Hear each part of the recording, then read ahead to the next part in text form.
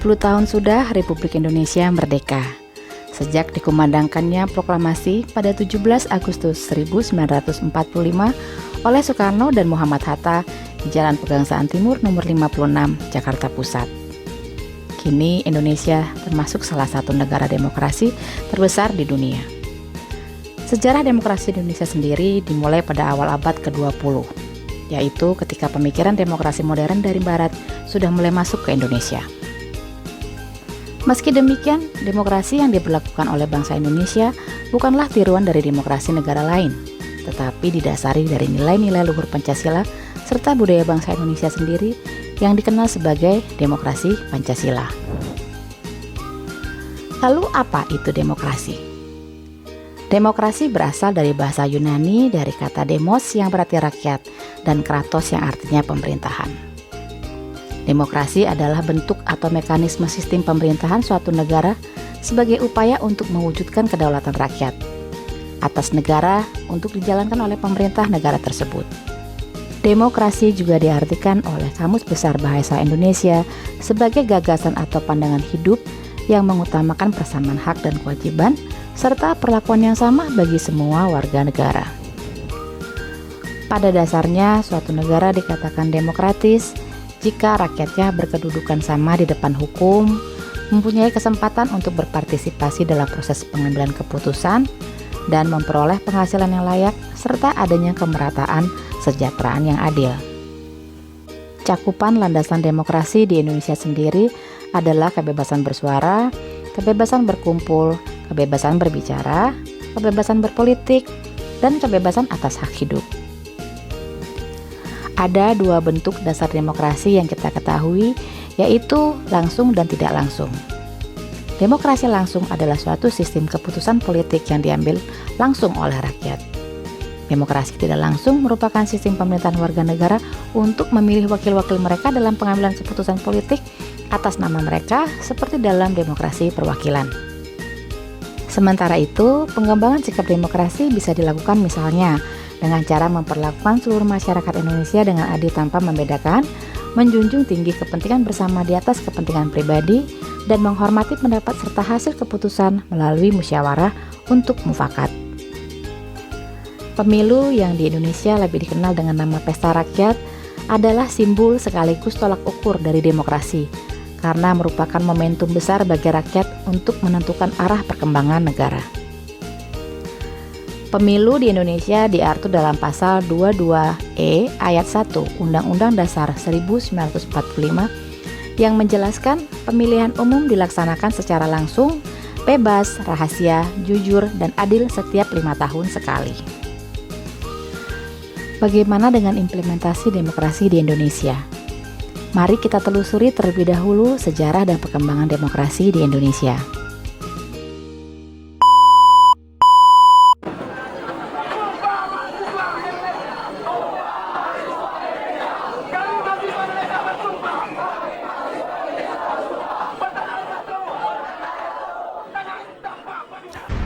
Yang pertama adalah periode demokrasi parlementer tahun 1945 sampai 1965 yang merupakan masa awal perkembangan demokrasi di Indonesia meskipun tidak bebas dari masalah dan tantangan politik. Pada periode ini, pemilu pertama di Indonesia yaitu pada 29 September 1955 untuk memilih anggota DPR dan 15 Desember 1955 untuk memilih anggota-anggota Dewan Konstituante dilakukan. Yang kedua adalah periode demokrasi terpimpin atau Orde Lama, tahun 1959 sampai 1966. Di sini terdapat ciri-ciri di mana politik presiden berkembang dan memiliki pengaruh terhadap komunis, serta panggung politik nasional dipegang oleh tentara atau ABRI. Demokrasi ini juga tidak sesuai dengan Indonesia, ditandai dengan adanya perseteruan politik ideologis PKI dan TNI dalam peristiwa berdarah yaitu G30S PKI. Kemudian yang ketiga adalah periode demokrasi Pancasila atau Orde Baru tahun 1965 sampai 1998, merupakan orde di era Soeharto dan dianggap sebagai masa kebijakan otoriter dan otoritatif. Meskipun menghasilkan beberapa prestasi dalam pembangunan ekonomi dan stabilitas politik. Namun periode ini akhirnya tidak lagi cocok dan dikecam oleh masyarakat luas. Yang keempat adalah periode pasca Orde Baru atau reformasi, yaitu pada tahun 1998 sampai sekarang. Periode ini terdapat tuntutan dari rakyat terhadap pelaksanaan demokrasi dan hak asasi manusia yang harus memiliki keseimbangan, konsisten, dan konsekuen. Di tahun 2004, masyarakat Indonesia untuk pertama kalinya dapat memilih presiden dan wakil presiden melalui pemilu. Namun demikian, hasil amandemen 2002 secara gamblang merupakan penjabaran prinsip-prinsip liberalisme. Perubahan bunyi dan pernyataan pasal 1 ayat 2 dari kedaulatan adalah di tangan rakyat dan dilakukan sepenuhnya oleh Majelis Permusyawaratan Rakyat menjadi kedaulatan berada di tangan rakyat dan dilaksanakan menurut Undang-Undang Dasar. Menurut Profesor Kailani, seorang guru besar Fakultas Filsafat Universitas Gadjah Mada, perubahan pasal-pasal tersebut tidak mengakar pada nilai-nilai Pancasila, melainkan nilai-nilai sistem liberal. Beliau juga menyatakan dalam bukunya Liberasi Ideologi Negara Pancasila, di dunia ini hanya Indonesia yang membuat filosofi dan ideologinya sendiri di hampir 14 tahun terakhir. Lalu bagaimana persepsi masyarakat tentang pelaksanaan demokrasi di Indonesia saat ini? Berdasarkan hasil survei yang diselenggarakan oleh Lembaga Survei Indikator pada September 2020, 36% mengatakan demokrasi Indonesia menurun dan 37% lainnya mengatakan sama saja. Ini berarti kepercayaan masyarakat tentang demokrasi masih belum memuaskan. Kita masih melihat berita penangkapan warga negara yang mengkritik pemerintah. Apalagi di tengah maraknya penggunaan media sosial dalam menyampaikan opini dan pendapat, masyarakat perlu dibekali dengan pemahaman kode etik agar segala yang disampaikan dengan bebas dapat juga dipertanggungjawabkan. Dan baru-baru ini Bapak Presiden Jokowi sendiri meminta kepada Bawaslu agar betul-betul mengawasi proses kampanye dan pemilu 2024 mendatang. Beliau mengatakan masih ada money politik yang dilakukan oleh pihak-pihak yang berkepentingan. Namun secara garis besarnya, demokrasi sudah mulai banyak dijalankan di berbagai institusi-institusi, baik formal maupun informal.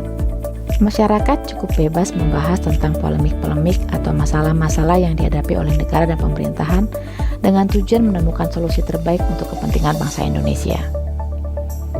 Terutama pada kehidupan sehari-hari, pada skala pembelajaran dan penerapan demokrasi yang lebih kecil, implementasi demokrasi sebenarnya tanpa disadari sudah kita lakukan. Misalnya saja di dalam lingkungan keluarga, kita melakukan demokrasi dengan cara voting acara liburan akhir tahun. Pada lingkungan pendidikan atau sekolah, kita juga melakukan pemilihan suara dalam memilih ketua kelas. Baiklah, sebagai kesimpulan dari penjabaran di atas, ada beberapa poin yang dapat kami sampaikan kembali. Kata demokrasi sudah kita kenal sejak awal abad ke-20. Demokrasi Indonesia didasari oleh nilai-nilai luhur Pancasila dibalut budaya bangsa Indonesia. Suatu negara dikatakan demokrasi apabila semua rakyatnya berkedudukan sama di mata hukum dan dilibatkan dalam segala pengambilan keputusan demi kesejahteraan yang adil. Indonesia melalui beberapa tonggak periode bersejarah dalam perjalanannya menjadi negara demokrasi yang baik. Meski hingga saat ini pun Indonesia masih terindikasi melakukan kebijakan-kebijakan yang terkesan menjauh dari cita-cita mulia tersebut.